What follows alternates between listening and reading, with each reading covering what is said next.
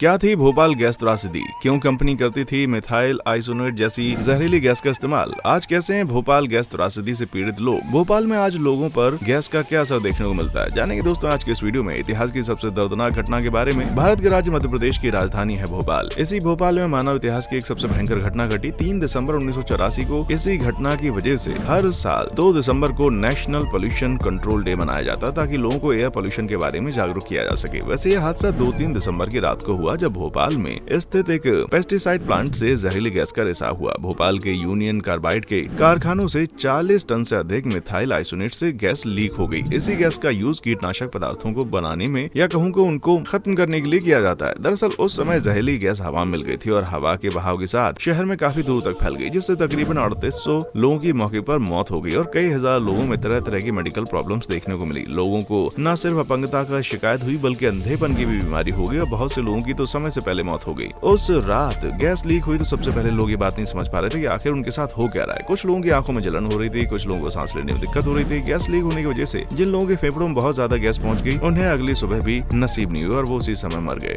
Media reports के मुताबिक gas रिसाव का कारण फैक्ट्री के टैंक नंबर 610 में जहरीली मिथाइल आइसोनेट गैस के साथ पानी का मिलना था, जिसके चलते दोनों के बीच में केमिकल रिएक्शन हुआ और टैंक में बहुत ज्यादा प्रेशर बना। इस दबाव की वजह से टैंक खुल गया और गैस चारों तरफ फैल गई। इस रिसाव के सबसे ज्यादा जनहानि प्लांट के पास बनी झुग्गी झोपड़ी में रहने वाले लोगों को हुई, क्योंकि भोपाल मध्य प्रदेश की राजधानी है तो इस तरह की बस्ती में रहने वाले लोग रोजी रोटी की तलाश में दूर दराज इलाकों से यहाँ पर आकर बसे थे, लेकिन इस गैस के रिसाव के चलते इन लोगों की मौत हो गई। मिथाइल आइसोनेट ये गैस इतनी खतरनाक थी कि सिर्फ 3 मिनट के अंदर ही लोगों की मौत की नींद हो गई। ऐसे ये गैस हवा में मिलकर आगे बढ़ते गए, लोगों की जान लेती गई। कारखाने में मौजूद अलार्म सिस्टम ने घंटों तक काम ही नहीं किया। हालांकि इससे पहले भी जब भी कभी कोई परेशानी होती तो ये सिस्टम काम करता था, लोगों को चेतावनी देता था, लेकिन उस दिन ये बेअसर साबित हुआ। वहीं गैस से प्रभावित बड़ी संख्या में लोग इलाज के लिए आंखों और सांस की परेशानी की शिकायत लेकर अस्पताल पहुंचे तो डॉक्टर्स को भी पता नहीं था कि आखिर इस तरह की परेशानी में कैसे इलाज किया जाए। वहीं धीरे धीरे इलाज के लिए आने वाले लोगों की संख्या इतनी ज्यादा बढ़ गई कि लोगों को अस्पताल में भर्ती करने तक की जगह नहीं बची। बहुत से लोगों को दिखना बंद हो गया और बहुत से लोगों का सर जहरीली गैस की वजह से लगातार चक्कर खा रहा था। वहीं गैस की वजह से सांस लेने में तकलीफ की समस्या हर किसी को हो रही थी। कहा जाता है कि रिसाव के बाद अगले 2 दिन में तकरीबन 50,000 लोगों का इलाज शुरू किया गया। शुरू में तो डॉक्टर्स को भी ठीक तरह से पता नहीं था कि आखिर कैसे इन परेशानियों से निजात पाई जाए, क्योंकि उस समय शहर में ऐसे डॉक्टर ही नहीं थे जिन्हें गैस से पीड़ित लोगों के इलाज का कोई एक्सपीरियंस हो। सरकारी आंकड़ों के मुताबिक इस गैस त्रासदी से कुछ ही घंटों में तकरीबन 3000 लोग मारे गए। वहीं दूसरे सोर्स का मानना है कि मरने वालों की संख्या इससे 3 गुना ज्यादा थी, बल्कि कुछ लोगों ने तो 15,000 से भी ज्यादा लोगों के मरने का दावा किया। भले ही एक दूसरे से दावे मेल न खा रहे हो, लेकिन सच है कि इस घटना के बाद मौतों का सिलसिला बरसों तक चलता रहा। यही नहीं, अब जब 4 दशक होने को आ रहे हैं ये सिलसिला अभी तक जारी है। लेकिन क्या हमने उस हादसे से सबक लिया? ऐसी बहुत सारी छोटी छोटी घटनाओं के आंकड़े बताते हैं कि शायद सबक नहीं लिया गया। इतनी बड़ी घटना के बाद भी इसी तरह के दूसरे इंडस्ट्रियल हादसे होते रहते हैं। भारत में मई 2020 से जून 2021 के बीच इंडस्ट्रियल हादसों में 231 मजदूरों की मौत हुई। आंध्र प्रदेश के विशाखापट्टनम के एलपी प्लांट से जहरीली गैस के रिसाव के 1 दर्जन मौतों से लेकर थर्मल पावर प्लांट विस्फोट के चलते 20 मौतें और विरुद्धनगर पटाखा फैक्ट्री में आग लगने से 21 लोगों की जानें चली गईं। समय समय पर इस तरह के हादसे होते रहते हैं। हालांकि इस हादसे को हुए 4 दशक बीतने वाले हैं, लेकिन इस हादसे के असर से लोगों में अभी भी हेल्थ इश्यूज पाए जाते हैं। आज भी बच्चे विकलांग और बीमारियों से लड़ रहे हैं और इस असर के बाद हादसे में 3 साल बाद आई ICMR की पहली रिपोर्ट में आगाह किया गया, लेकिन ये कोई नहीं जानता था कि इसका असर इतना लंबे अरसे तक होगा। बात सिर्फ भविष्य में पैदा होने वाले विकलांग और बीमारी से ग्रसित बच्चों की नहीं है, बल्कि रिपोर्ट में यह बताया गया कि इस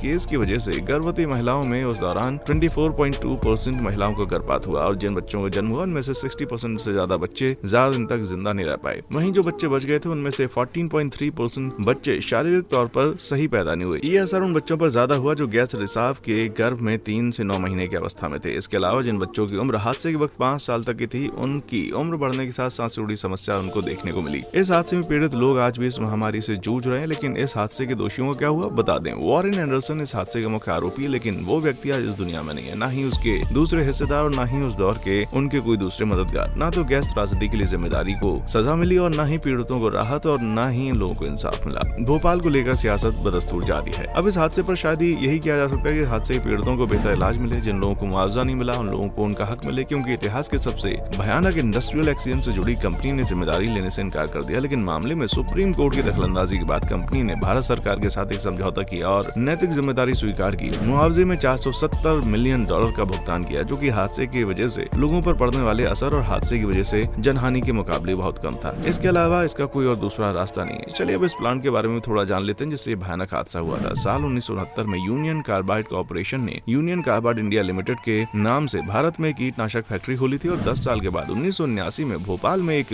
प्रोडक्शन प्लांट लगाया था। फिर इसी प्लांट में सेविन नाम का एक कीटनाशक तैयार किया जाने लगा। यही सेविन असल में कार्बरिल नाम के केमिकल का ब्रांड था। उस समय जहां दूसरी कंपनियां कार्बरिल को बनाने के लिए कुछ और इस्तेमाल करती थी, वहीं UCIL ने मिथाइल आइसोनेट साइनाइड का इस्तेमाल किया। ये एक जहरीली गैस थी, लेकिन इसके बावजूद इसका इस्तेमाल किया गया क्योंकि इसके इस्तेमाल से खर्च काफी कम होता था। बता दें, भोपाल गैस जैसी बड़ी त्रासदी के पहले भी इस प्लांट में कई घटनाएं हो गईं।